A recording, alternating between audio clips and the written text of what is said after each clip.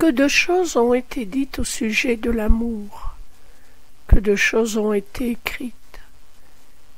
Certaines personnes désirent être aimées plus qu'elles n'aiment. D'autres personnes se sacrifient par amour et ne vivent que pour cet amour qu'elles donnent. Comme en toute chose, la voie du milieu est à recommander. Il est nécessaire d'un équilibre. Aimer, s'aimer, recevoir l'amour. Tout cela est lié. Il y a une balance universelle qui est à respecter pour s'épanouir. Nul être n'est appelé à se sacrifier par amour pour un autre. Nul être n'est appelé à s'oublier pour un autre. Certes, aimer l'autre, mais il nous a été dit d'aimer les autres comme nous-mêmes. Cela veut dire de nous aimer. Commencer par l'amour de soi, c'est parfois bien difficile. Pour s'aimer réellement, il est nécessaire de savoir se regarder jusqu'au plus profond de nous-mêmes, ne pas se voiler les yeux sur qui nous sommes, sur nos erreurs, sur nos manques, sur nos défauts, sur les actes que nous avons commis, savoir se regarder dans le fond des yeux et se dire « je t'aime ». Oui, nous avons fait des erreurs, chacun d'entre nous. Chacun d'entre nous a des caractéristiques qui peuvent être nommées sous le terme « défaut », a commis des actes que le mental jugerait mal, mais cela faisait partie de notre expérience individuelle. Cela avait son utilité et son intérêt. Savoir se pardonner, mais le pardon, nous en avons parlé la semaine dernière. Revenons à l'amour. Aimer l'autre. Lorsque l'on apprend à s'aimer, automatiquement on s'ouvre à l'amour pour l'autre. En apprenant à s'aimer, à se comprendre, à se regarder en face, on apprend à devenir indulgent pour l'autre parce qu'on peut mieux le comprendre alors. Je me souviens, il y a déjà de nombreuses années, au cours d'une réunion de spiritualité, la personne qui parlait disait un gros mensonge. Je sentais une vague de colère monter en moi. Je me disais, mais comment peut-elle dire ça? Elle sait que c'est faux. Elle trompe son auditoire. Ce sont des gens qui viennent ici avec leur souffrance pour trouver de l'aide et elle leur ment. Une vague de colère est montée en moi.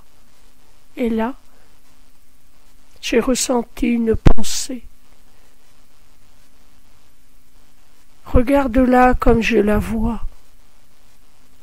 Je l'ai regardée et j'ai senti comme une vague d'amour tendre, comme une couleur rose teinter autant mon être que le sien. Et j'ai compris. La colère est tombée instantanément. Certes, cette personne mentait, mais elle le faisait en toute bonne foi, croyant que ce mensonge était nécessaire, utile, pour atteindre son but, qui était d'aider. Si elle avait menti, cela faisait partie d'un tout. Elle disait exactement les paroles qui correspondaient à son auditoire, que son auditoire était prêt à entendre. N'oublions pas que nous donnons à chacun que ce qu'il peut recevoir, que ce qu'il accepte de recevoir. Cette petite anecdote m'a beaucoup appris. J'ai compris une certaine manière d'aimer dans le non-jugement. Certes, par la suite, il m'arrive encore de juger. J'essaie de rectifier, mais ce n'est pas facile. Mais cette expérience s'est gravée en moi et m'aide très souvent. Lorsque je tombe dans le piège piège de regarder l'erreur de l'autre, je me remémore ces instants où j'ai ressenti l'amour fraternel, l'amour divin. Que c'était doux, que c'était bon. Plus aucun jugement, mais une compréhension élargie. Oui, l'amour, qu'il est doux d'aimer. Mais bien souvent, les êtres que l'on aime, on regarde plus leurs défauts et leurs manques que leurs qualités. Aimer réellement, c'est aller au-delà du masque. Aimer réellement, c'est savoir que l'autre est un être divin, que l'autre suit sa route, que l'autre fait exactement l'expérience qu'il est venu faire. Aimer, c'est savoir ne pas juger. Qui peut prétendre aimer réellement s'il se permet de porter un jugement sur l'autre? Que d'heures perdues à la critique, au ragot. Utilisons ces heures de parole à la louange, aux paroles qui donnent de la bonne humeur, qui sèment le bonheur, l'espoir. Ne nous permettons plus de diffuser les mauvaises nouvelles, les ragots, de critiquer l'autre. Oh, lui, il a fait ceci, lui, il a fait cela. Cela est valable pour nos proches, pour nos relations, nos amis, nos collègues de bureau, ses voisins, les êtres enfin que l'on côtoie. Mais élargissons cet amour. Comment regardons-nous le monde? Bien souvent, l'être humain critique les institutions, critique l'État, critique le monde en général, tel gouvernement, tel homme politique. Est-ce cela vivre dans l'amour fraternel? Est-ce cela s'ouvrir à l'amour inconditionnel? N'oubliez pas que tout ce que l'on juge nous apportera ce jugement. Eh oui, si vous jugez, c'est à vous-même que vous faites du tort. Pas facile à comprendre et à accepter, et pourtant c'est ainsi.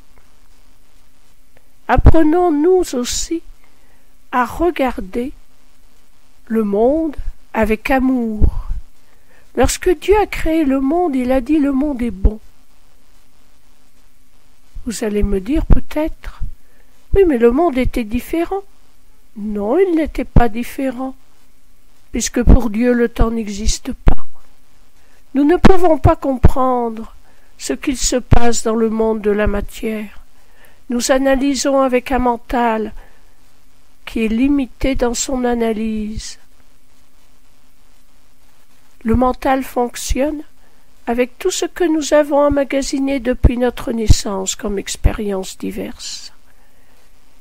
Il a emmagasiné chaque seconde et il s'en sert pour son analyse. Mais ce que nous avons vécu était limité par le temps, était limité par la notion de la puissance de la matière, de la notion de la séparation, puisqu'il y avait l'autre et nous. N'entrez pas en ligne de compte que l'autre nous apportait notre reflet, absolument pas. Le mental offre donc une analyse qui va paraître logique, mais qui sera fausse, erronée, car limitée dans ses possibilités. N'essayons pas de juger et de comprendre, mais remettons cela à notre être intérieur. Si nous n'arrivons vraiment pas à accepter le monde comme il est, demandons l'aide de la présence qui est en chacun de nous. Cette énergie d'amour circule à chaque instant. Elle est là, présente. Il suffit d'y ouvrir notre cœur. Mère Teresa disait que si on l'invitait à participer à une manifestation contre la guerre, elle n'irait pas. Par contre, elle disait que si on l'invitait à participer à une manifestation pour la paix, elle y participerait. Alors apprenons à penser à ce que nous aimons. Développons tout ce qui peut attiser l'amour en nous. Si pour l'instant nous sommes incapables de regarder certaines choses dans la lumière de l'amour, remettons-les à la présence et concentrons-nous sur ce que nous aimons. Apprenons à développer cette capacité qui est en chaque être d'aimer. Aimer. C'est la plus belle chose qui puisse nous arriver. Pas seulement l'amour sentimental, mais l'amour sous toutes ses formes d'expression. L'amour est une vibration puissante. J'aime à dire que le Père est un Père d'amour. Oui, dans l'amour règne la paix. Dans l'amour règne la santé. Dans l'amour règne l'abondance. Dans l'amour règne le bonheur. Avez-vous remarqué que lorsqu'un être aime, que ce soit de l'amour sentimental, de l'amour filial ou autre, cet être rayonne lorsqu'il parle de l'être aimé. Il se sent heureux, prêt à déplacer des montagnes. C'est le miracle de l'amour. Branchons-nous de plus en plus sur cette énergie d'amour qui ne juge pas. Aimons de l'amour qui est liberté. Aimons de l'amour qui est sécurité.